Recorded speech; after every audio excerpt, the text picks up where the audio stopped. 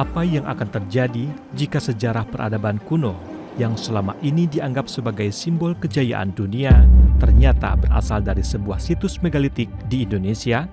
Jika benar, bayangkan betapa besarnya dampak budaya Indonesia terhadap sejarah manusia.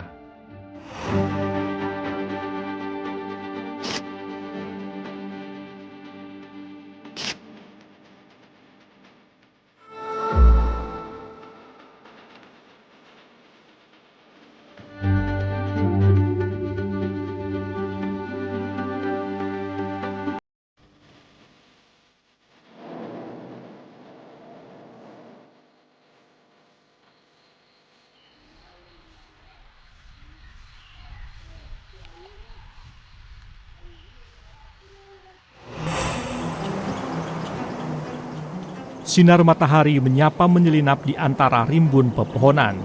Embusan angin dengan ramah menyentuh kulit menghadirkan kenyamanan dan kedamaian. Itulah yang saya rasakan ketika pertama kali menapakkan kaki di kawasan Gunung Padang.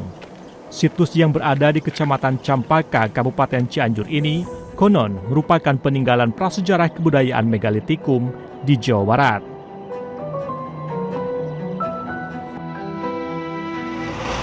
Gunung Padang saat ini menjadi salah satu situs megalitikum yang hangat diperbincangkan. Pasalnya Gunung Padang disebut-sebut lebih tua dari piramida yang ada di Mesir. Jika benar, ini berarti peradaban pertama bisa jadi dimulai di Indonesia. UAS Indonesia akan mengajak Anda mendalami lebih jauh bagaimana situs Gunung Padang ini dan apa tanggapan dan pandangan dari para peneliti mengenai keberadaan situs Gunung Padang. Mari kita lihat.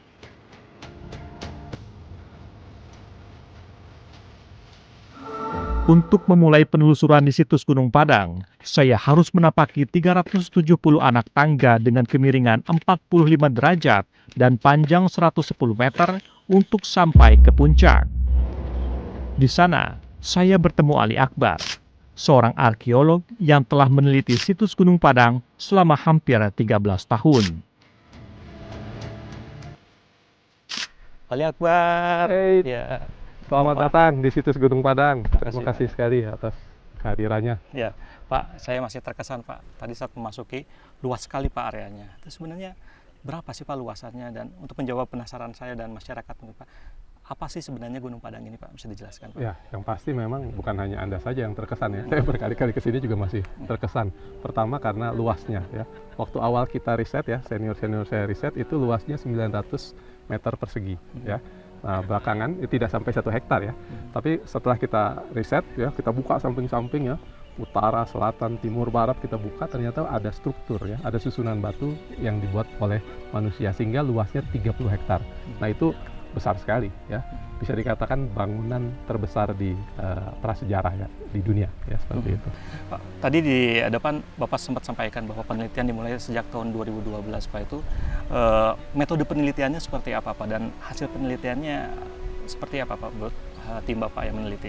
Ya, kita waktu itu sangat berterima kasih sekali ya, karena berbagai ahli dari berbagai disiplin ilmu gabung ya, join ya. Jadi bukan hanya metode arkeologi, tapi kita juga ada namanya metode geofisika, ada ahli arsitektur di situ, ada ahli hidrologi, yang geologinya lebih detail lagi ada petrologi, ada juga ahli geografi, termasuk juga filologi dan lain sebagainya. Jadi waktu itu kita mungkin istilah zaman sekarang itu multidisiplin ilmu. Maka kita bor dengan diameter 5 cm gitu ya. Bor yang ada selongsongnya yang ketika dibor masuk ke dalam gitu ya. Maka ketika diangkat, apapun yang dilewati oleh selongsong itu akan terbawa gitu ya. Nah, betul ternyata setelah diangkat ya, di bagian atas itu batu ya, bawahnya sedikit tanah. Persis seperti hasil geofisika. Di bawahnya lagi batu lagi. Di bawahnya lagi tanah. Ya, akhirnya kita tahu bahwa di bawah permukaan situs Gunung Padang itu bukan formasi alami, tetapi susunan buatan manusia. Bagaimana bisa menunjukkan bahwa itu buatan manusia melihat batunya sangat presisi, Pak? Teknologi apa yang digunakan saat itu, Pak? Sampai batu ini tersusun rapi gitu, Pak. Seperti apa? Ya, jadi situs Gunung Padang itu dibuat ya atau terbuat dari batuan columnar join namanya, ya, columnar join atau kekar kolom. Nah, kekar kolom atau kekar tiang ya, itu sebenarnya adalah batuan alami dari perut bumi. Ya. Dia keluar nanti dia merekah ya, kering merekah dan akan membentuk pola ya. Makanya garis-garis ini gitu ya, garis-garis ini itu alami sebenarnya. Nah, Batunya sendiri berasal dari sini atau dari tempat lain, Pak? Nah, kalau waktu awalnya saya pikir ada di bawah sini batunya Yeah. begitu ya. Tetapi setelah melihat hasil pemindaian geofisika, setelah melihat hasil bor gitu ya, dan juga setelah saya ekskavasi sendiri, ternyata di bawah ini tanah sebenarnya, ya, bukan batu ya. Ya, di bawah ini adalah tanah, tapi nanti ada jeda lagi, ada batu lagi gitu ya, dan seterusnya gitu ya. Nah, lalu sumber batunya dari mana gitu ya? Ternyata bukan dari sini. Ya, kita sudah survei. Sumber batuannya tuh ada 5 kilo di utara situs Gunung Padang dan ada satu lagi di 2 kilo di selatan situs Gunung Padang. Penelitian multidisiplin keilmuan dilakukan. Berbagai metode penelitian diterapkan. Bongkahan batu satu persatu pun mulai memberi jawaban dari berbagai pertanyaan mengenai situs ini.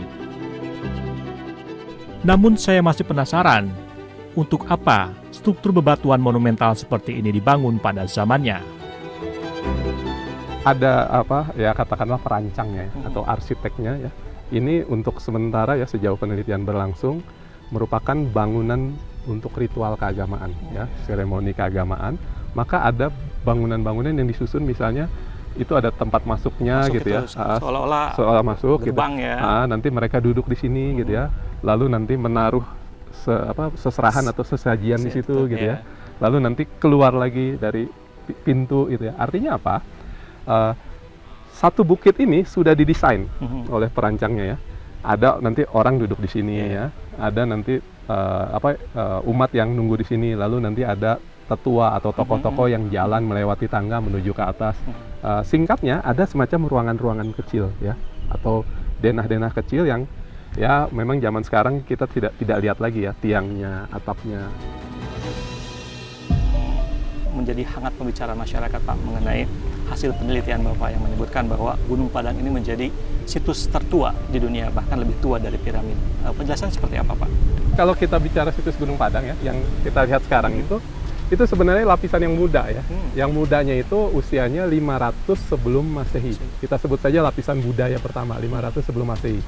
Muda, tapi sebenarnya udah lebih tua dari Candi Borobudur yang 800 Masehi. Nah, situs Gunung Padang yang muda ini, yang 500 sebelum Masehi itu di permukaan, ketika kita riset lagi ke dalam, ternyata ketemu lagi lapisan budaya yang lebih tua. Ya. Itu berapa meter, Pak, kedalamannya, Pak? 2 meter rata-rata, 2 meter, ada yang 4 meter begitu ya. Nah, kita beruntung ya, kalau di ini lereng ini ya, ini lereng. Kalau di atas ya, itu posisinya yang muda di atas gitu, yang tua di bawah gitu. Tapi kalau lereng dia begini jadinya kan? Oh iya. Lereng. Nah, ini kita lihat misalnya nih ya. Ini lapisan yang tua ini sebenarnya nih, yang usianya sekitar 5.900 sebelum Masehi. Yang di atas ini, Pak? Yang ini, Nah, ini yang muda ya. Jadi yang tua ini, yang 5.900 sebelum Masehi, ini yang lebih tua dari piramida Mesir ya. Kalau piramida Mesir itu kan sekitar 2.500 sebelum Masehi ya.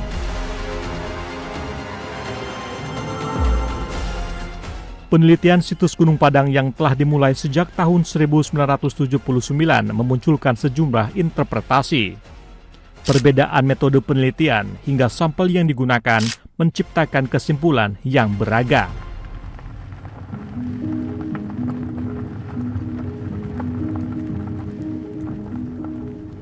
Pemirsa, saat ini saya tengah dalam perjalanan menuju Kabupaten Bandung, Jawa Barat untuk menemui seorang arkeolog yang telah bertahun-tahun meneliti situs Gunung Padang. Kita dengarkan apa pandangannya.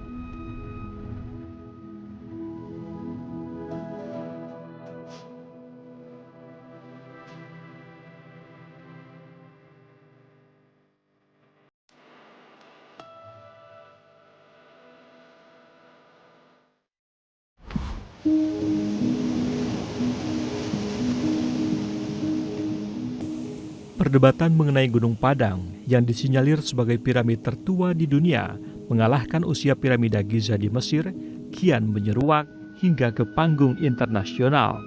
So this pyramidal structure could potentially be 27,000 years old. It's hotly debated. Older than anything in ancient Egypt, right? Which is, of course, not true. Now, let's have a look at Gunung Padang. That doesn't look like a pyramid to me. That looks like a terraced hill. Beragam interpretasi antar ilmuwan pun mengemuka. Sebagian peneliti percaya situs ini murni terbentuk dari proses alam. Sebagian meyakini Gunung Padang sengaja dibangun manusia dengan pengetahuan geometrik dan teknik yang tinggi jauh sebelum peradaban Mesopotamia atau Mesir kuno muncul.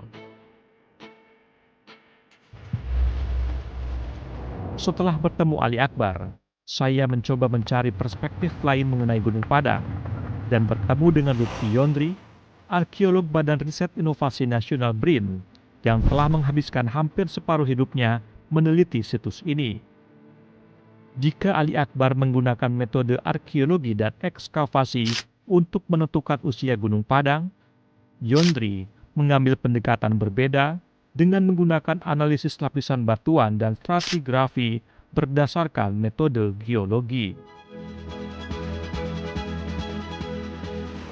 Jadi Mesir sudah dapat umur karbonnya, kalau nggak salah 2450 tahun sebelum Masehi. Di Gunung Padang juga sudah dapat umur karbonnya. Pada saat struktur itu dibangun, 117 tahun sebelum Masehi sampai 45 tahun sebelum Masehi. Jadi jauh lebih muda dari Mesir, piramida Mesir kuno itu.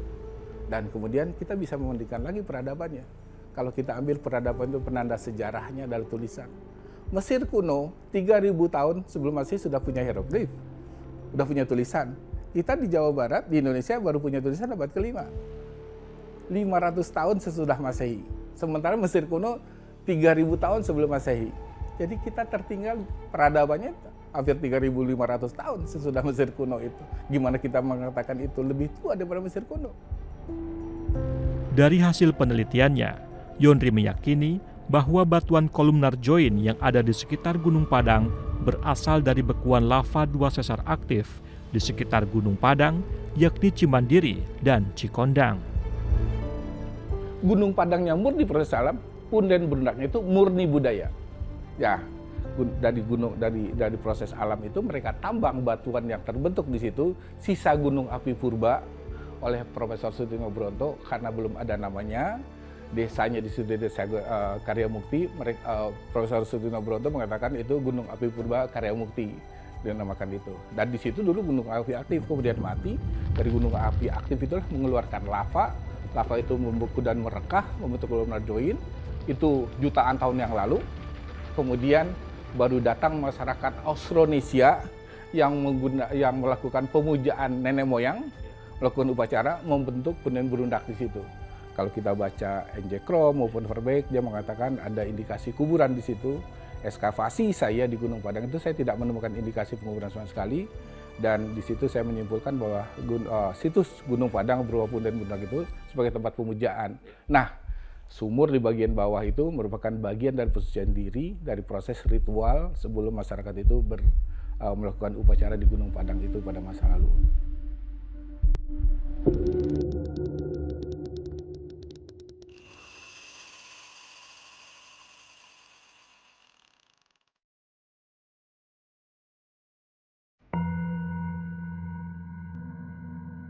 Peristiwa migrasi masyarakat Austronesia ke Nusantara sekitar tahun 1500 sebelum Masehi dipercaya sebagai penanda awal campur tangan manusia di situs Gunung Padang.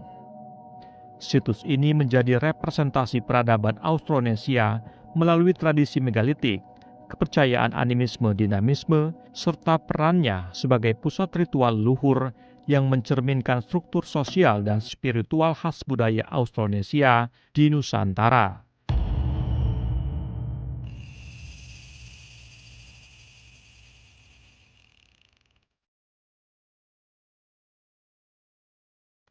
Di negeri Widarba, Prabu Jayapurusa ngawinkeun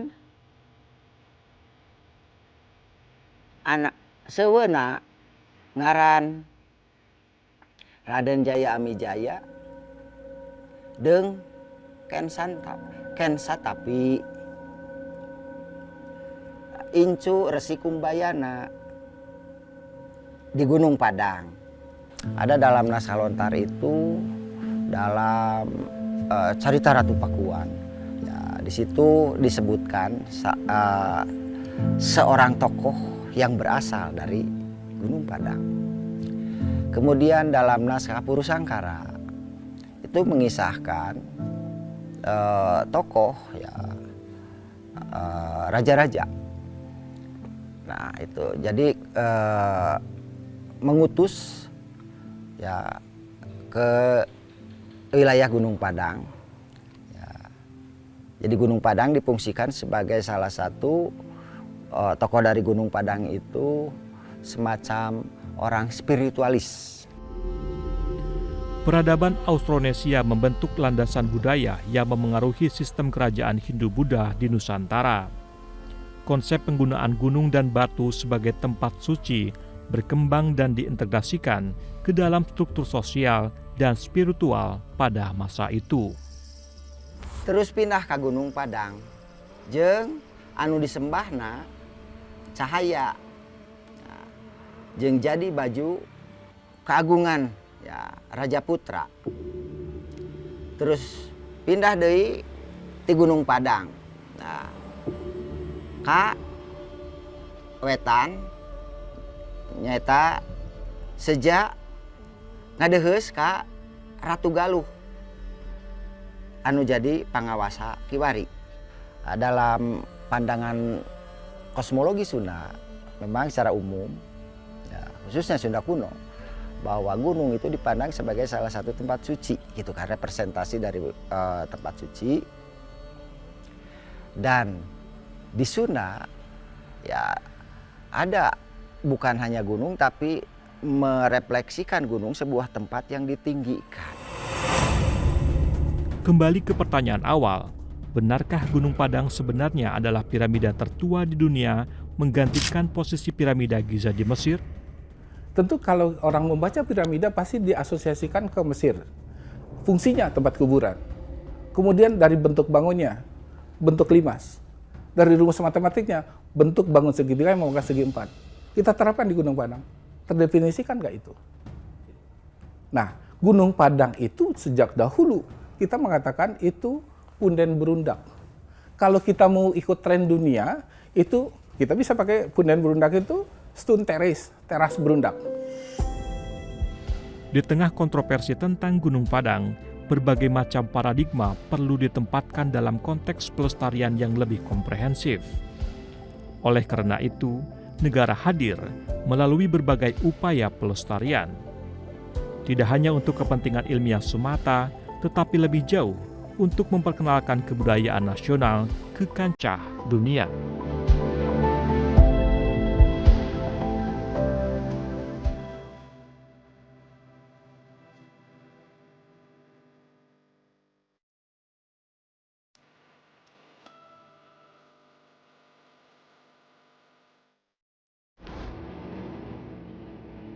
Sebagai salah satu situs megalitikum besar di Asia Tenggara, Gunung Padang menyimpan nilai historis dan arkeologi yang masih diteliti hingga kini.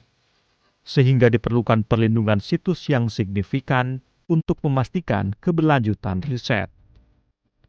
Fakta ini mendorong pemerintah untuk aktif melestarikan situs, termasuk pembebasan lahan seluas 8.416 meter persegi yang dibagi ke dalam 3 zona.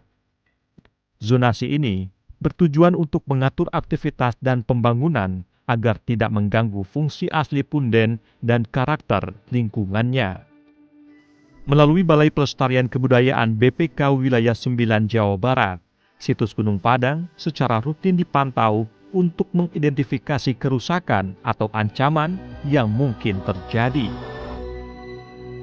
Situs dibagi menjadi 3 zonasi, zona 1, zona 2, dan zona 3. Zona 1 yaitu struktur bebatuan ini dan bentengan-bentengan Gunung Padang ini. Zona 2 itu zona penyangga, ini kan bukit. Nah di bawah ini ada lereng, itu untuk penyelamatan tidak boleh diubah. Strukturnya harus seperti itu karena nanti akan berubah struktur yang atas. Itu zona kedua atau zona penyangga. Zona inti dan zona penyangga itu memang tidak boleh ada istilahnya bangunan-bangunan yang baru, galian-galian atau bangunan-bangunan permanen, kan nanti akan mengganggu struktur yang di atas seperti itu. Kecuali zona pengembang itu boleh dibangun bangunan yang baru. Nah itu pun harus dikaji dulu.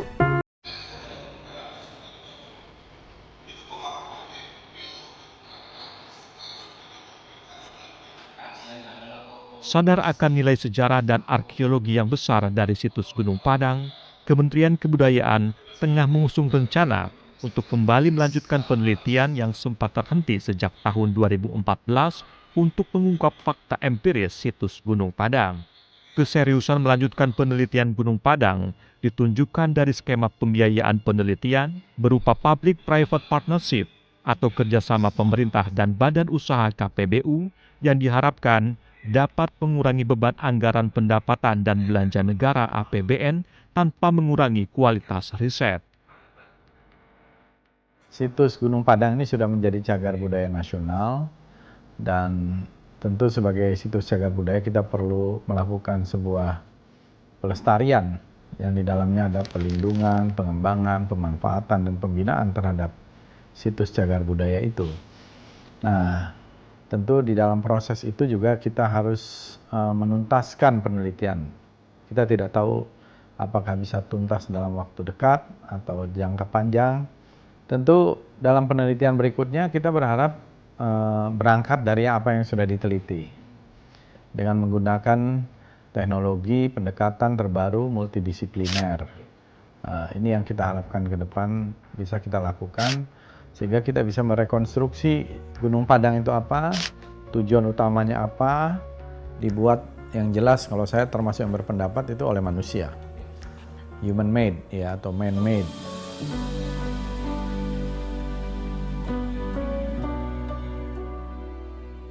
Dalam prosesnya, penelitian akan dilakukan secara komprehensif, termasuk pemugaran struktur cagar budaya untuk merekonstruksi dan mengkaji sejarah lintasan periode yang terjadi di Gunung Padang. Para ilmuwan dari berbagai disiplin ilmu, baik nasional maupun internasional pun turut dilibatkan. Kemungkinan besar harus berada di tempat yang sama, itu udah pasti, karena secara geografis memang di situ adalah puncak dari bukit itu yang ada di sekitar bukit tersebut ya.